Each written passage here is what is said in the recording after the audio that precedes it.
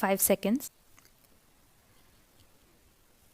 The Industrial Policy Resolution of 1948 was good so far as it went, but unfortunately, the spirit of it could not be understood or appreciated by the common man in this country. So, a new orientation of this policy was given, and the Honorable Prime Minister, after his return from China, publicly declared that the future policy of the country, for rather the future pattern of society, will be the socialist pattern. That was further emphasized by the resolution passed at the Avadi session of the Congress and later reiterated by Shri Debar, President of the Indian National Congress. I am very glad to say that the spirit of it has been caught by the nation today. If I may say so, the nation has taken up the challenge for securing the socialist pattern of society. It behoves all sections, both inside this house as well as outside, without having mutual recriminations, to try and propagate in a sincere manner and establish the socialist pattern of society indicated by the statements of the great leaders of our country.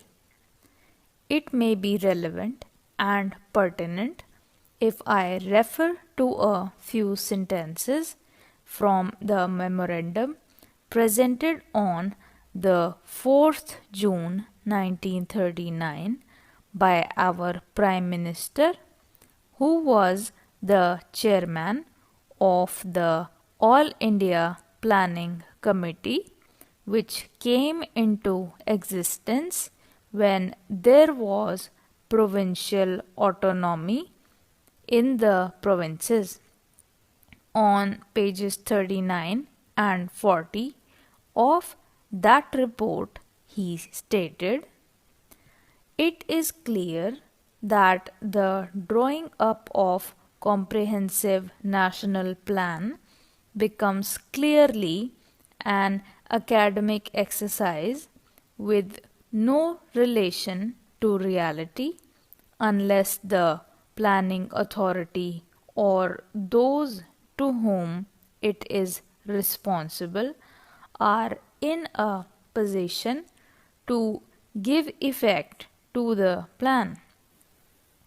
If this authority is powerless or circumscribed or restricted and has limited activities, it cannot plan.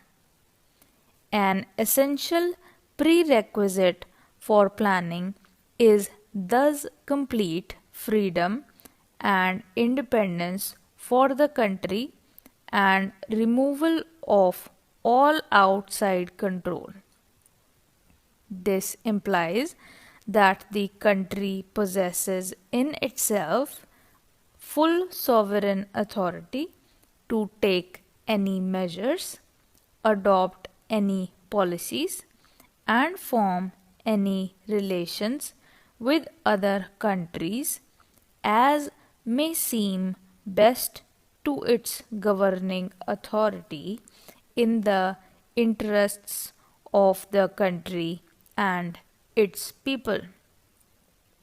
National independence is thus an indispensable preliminary for taking all the steps that might be found necessary for carrying out the 5-year plan in all its various aspects throughout the whole country.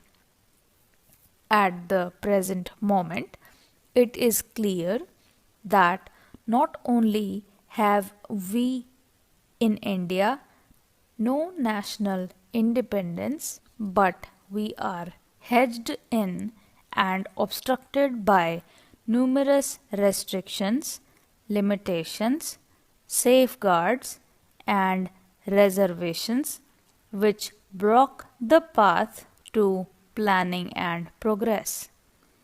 Our plan for national development must therefore be drawn up for a free independent India.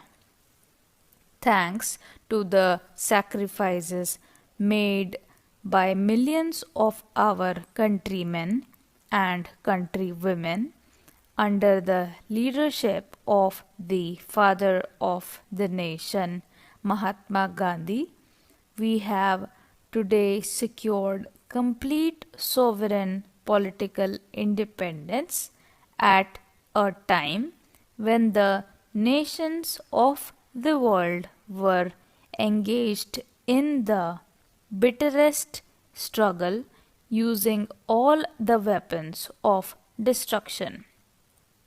If, therefore, we have secured political independence during the period of a quarter of a century, it should not be difficult, especially when we are today masters in our own country, to secure a socialist pattern of society, as has already been indicated.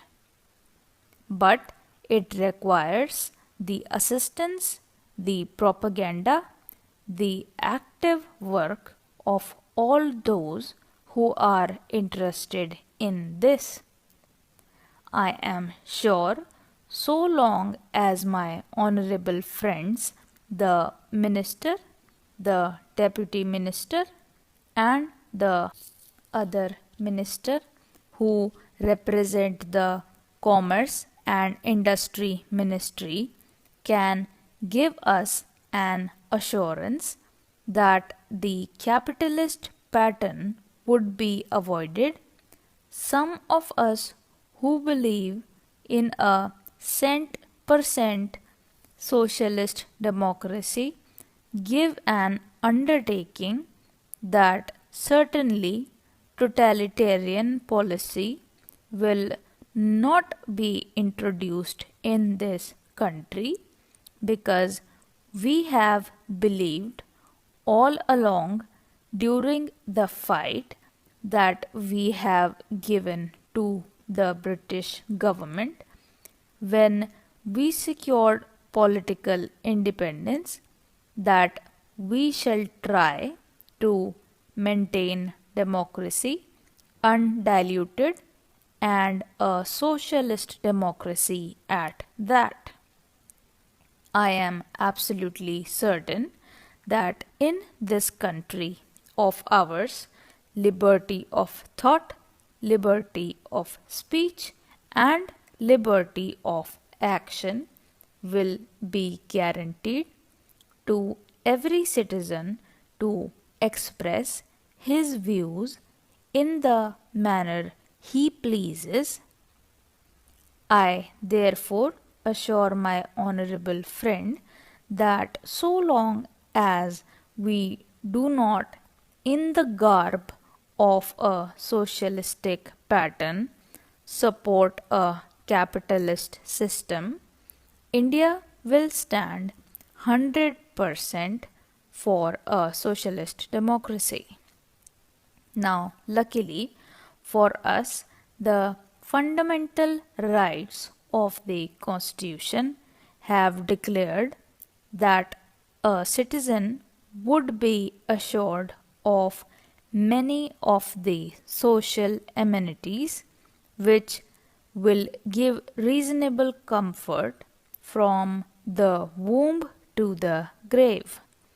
But mere enunciation, as I have said many times, will not satisfy the common man unless the saying is put into effect.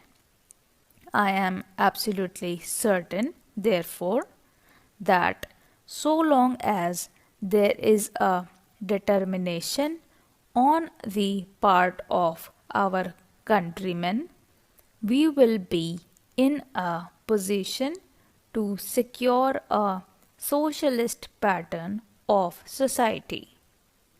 It is not even possible to draw up a plan on any other basis.